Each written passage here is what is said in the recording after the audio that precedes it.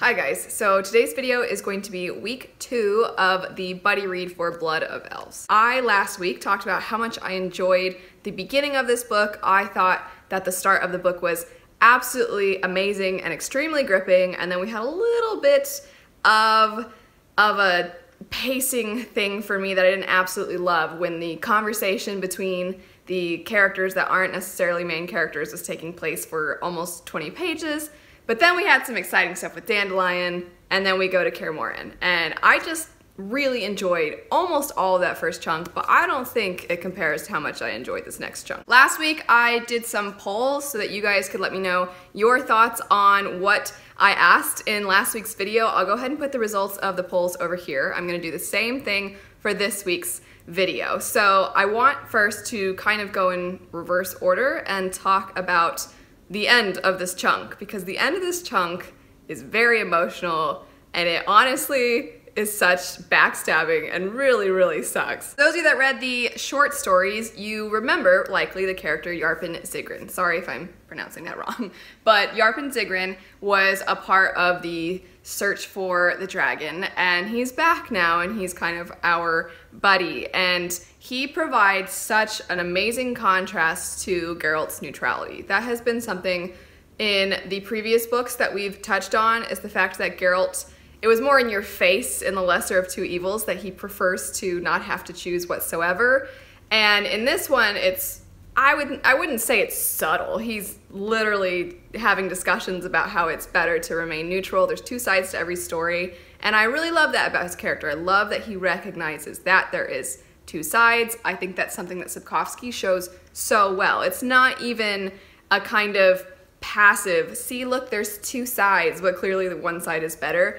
There are pros and cons to each side, and there are good guys and bad guys, and there is history that is going into each side. So the Scoia'tael, they have their reasons, and then you get Yarpen Zigrin, and he expresses his reasons. Ultimately, he just wants everybody to get along. So my first question for this week, before I get into the sad stuff that happens to him, is do you think that you are more on Geralt's side where you should remain neutral and not be involved? Do you sympathize with the Scoia'tael? Or do you kind of think that Yarpen Zigrin has the right point of view? What I absolutely love is that I personally am not sure. It'll be really fun for me to see what you guys think, but it's tough because there is a history for all of them, like I said, and then the humans just blow it because Yarpen Zigrin is trying to help maintain peace. He just wants people to be able to live together. Like I said, he wants them to all get along. And then you find out that the whole convoy was set up because they thought he was a traitor. I kind of started with the end there. I'm gonna go ahead and backtrack now and get into what is, I think, a sort of happier thing, which is Ciri's interactions with Yarpen. I've been tabbing my way through the story, and there was just so many great moments of banter, I guess, between Ciri and him. And I really love how he is, I shouldn't say I love, but I find it entertaining that he does not have a filter whatsoever when he's talking to Ciri, and Geralt's like, could you not? I am a sucker for sure, though, for the gruff guy who ends up being a softie towards, like, the little girl. I am such a sucker for that trope, and that is basically Geralt and Ciri in a nutshell.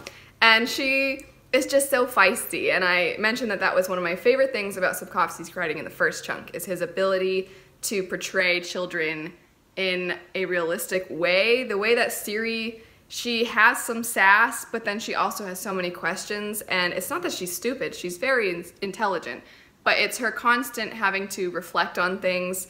And there's this whole chunk that I tabbed where she decides that the point of her learning to use a sword and becoming a witcher is that she wants to defend people. She has these awful memories of what happened in Sintra and of trying to survive in the aftermath and seeing so many terrible things, and at such a young age, and she has just decided for herself, what's the point? What's the point of having this ability to defend myself and to defend others if I'm not gonna do anything with it? And so I really love that we don't just get Geralt's views of the world kind of imprinted in Ciri's mind. She is developing on her own through the things that she is exposed to and becoming her own person. And you see this growth of her as a child. I'm wondering if you guys agree. Do you like having Ciri's perspective? I absolutely love it. I will say some of the internal monologue for Ciri is sometimes a little mature for maybe how old she is. It says that she's 12, 13 years old, but I still think the way that she behaves and the way she speaks and her mannerisms are done so well. So I'm very curious if you agree. Do you think that Sapkowski does an amazing job writing Ciri, or you're like, it's fine, I guess, or are you like, no, I hate it? Last week, I did go off a little bit about Triss. There's a part in the first chunk that really just is not my favorite. It's very off-putting for me when it comes to Triss, and that was her use of magic to try to seduce Geralt so that she could kind of relish in his guilt. It was very weird, and I'm not a fan of that. But I did say that I think Triss is really good with Ciri, and we see that more in this chunk. There is the part where Triss kind of just goes for it impulsively when she gives Ciri the drink and then tries to figure out how she's getting this magic through her and everything. And she does that kind of without letting the Witchers know she's gonna do it. She just does it. And that's a little like, eh. But besides that part, she really does, in this chunk, do what she can to help Ciri. She's nice to Ciri, she bonds with Ciri. And I appreciate that about her character, that even though I don't love what happened with her, with Geralt, I still appreciate how good she is towards Ciri. I do like, though, that Ciri has this little bit of protectiveness toward Geralt, and this idea that as much as she is enjoying having Triss around and cares about Triss, she's still like, nope, Triss, you don't belong with Geralt. And there's that whole part where Triss is just kind of very desperate, and while she is being cared for by Geralt and Ciri because they're trying to help her out since she's so sickly, she just kind of decides like, oh, Geralt, just like, please be with me, even though she's pretty gross right now. I tabbed this one part when it says with Ciri that Triss, in her opinion, snuggled up to Geralt too tightly. I just think that's super funny, and again kind of shows Ciri's character a little bit. Another funny moment, though, that I have to point out when it's back at Kaer Morhen is when Ciri is kind of experimenting with Triss's makeup, and Vesemir, I believe it was Vesemir, comes down. He's like, what's that on your eyes? And then she's like, it's good self-esteem. I just think that part is super funny, and again, another reason why I love little girl version of Ciri. I do want to jump now, though, to the first part of this portion of the read-along, which would be them at Kaer Morhen, and I want to compliment Sapkowski in something that I actually want your guys' input on also. I personally loved the training montage and the just montage in general of their time at Kaer Morhen before they had to leave. I think it's one of the best ways I've seen a montage done. Sometimes we just skip over that kind of stuff, or sometimes we get a brief paragraph or two of their time in training.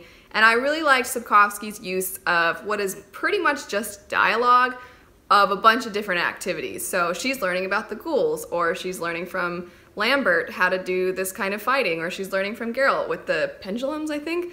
And I just think it's done so well. It kind of gives you that sense of her growing up and leveling up in that time without spending a ton of time and without glossing over it completely. I think it's extremely well done, but I'm curious if you think so too. Do you think that whole montage of them in Kaer Morhen is done well? Not so much. There are a couple of scenes that I want to highlight a little bit in the Kaer Morhen section of this chunk, and one of them would be when Triss admits that Geralt needs to seek out Yennefer's help, that Triss as a sorceress just isn't capable enough to handle what's going on with Ciri. I appreciate this so much because it reiterates the point I made before, that even though Triss is kind of not the best maybe so much with some of her romantic decisions, I still so appreciate how much she is trying on Ciri's behalf in this section, and I think that her pushing aside her feelings toward Geralt